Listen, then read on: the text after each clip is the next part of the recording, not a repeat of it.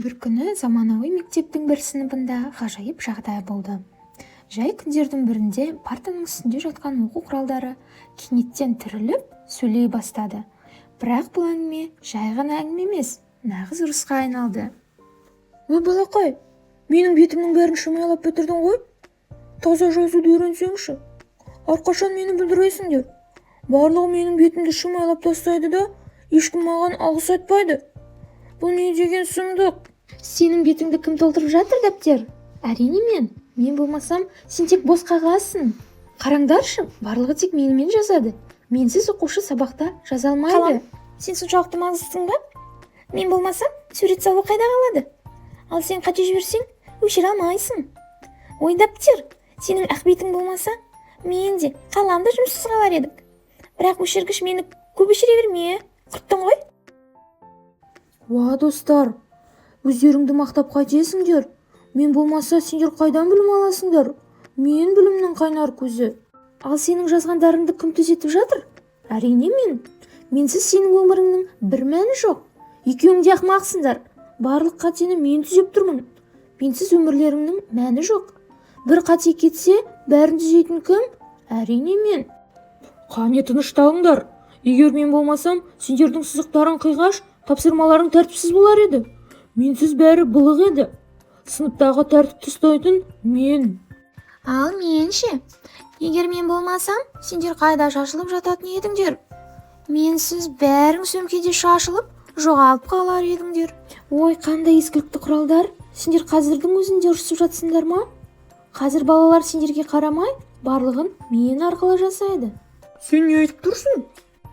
Балалар менің экранымда жазады, есеп шығарады, сурет салады. Сендер ескіріп қалдыңдар, достар. Мүмкін емес. Жазуды тек мен жасай аламын. Ал менше, қателерді кім түзетеді? Менде арнайы түзету батырмасы бар. Бір шерту болды, бәрі түзеледі. Ал менің сызықтарымды қайдан аласың? Менде линейка қосымшасы бар. Солай ма? Не болып жатыр? Сендер сөйлеп тұрсыңдар ма? Неге бәрің мұңайып қалдыңдар? Я, біз сөйлейміз. Бірақ сен біздің еңбегімізді бағаламайсың. Шимайлап бетімізді бұлғайсың. Біз енді саған керек емес. Сен жазғанда тым қатты басасың. Барлығын менің сиям тез таусылып жатыр. жасайсың.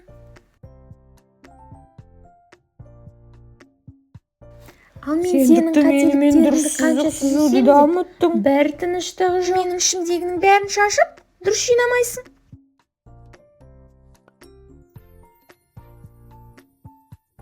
Достар, не айтып тұрсыңдар? Мен сендердің әрқайсыңды жақсы көремін. Ал менше, Сендерсіз мен сабақ оқи алмаймын. Кешіріңдер, достар.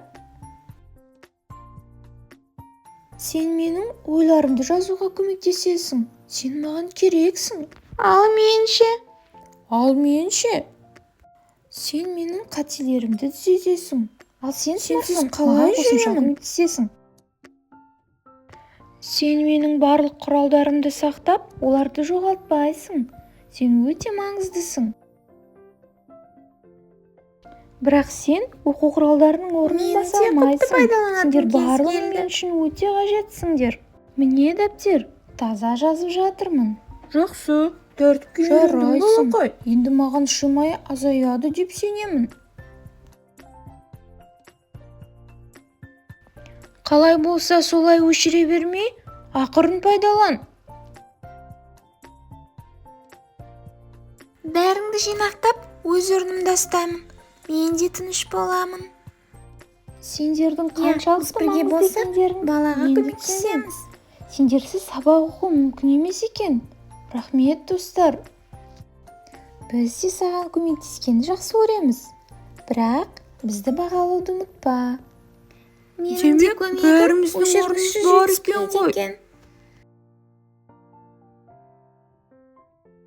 Тәртіп пен бірлік бәрімізге қажет. Мені де ұмытпаңдар. Мен де қосымша көмектесемін. Осылайша партаның Шынымен үстіндегі де, құралдар мен тек қаламмен ғана пайдалы екенмін. Балалардың әрқайсысын құрметтеп, барлығын мұқият пайдаланатын болды.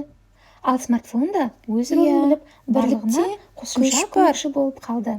Бәріміз Мектебі бірге осымен бітті. болсақ, Ал оқу біз құралдары мықтымыз. мәңгі дос болып қалды. Біз енді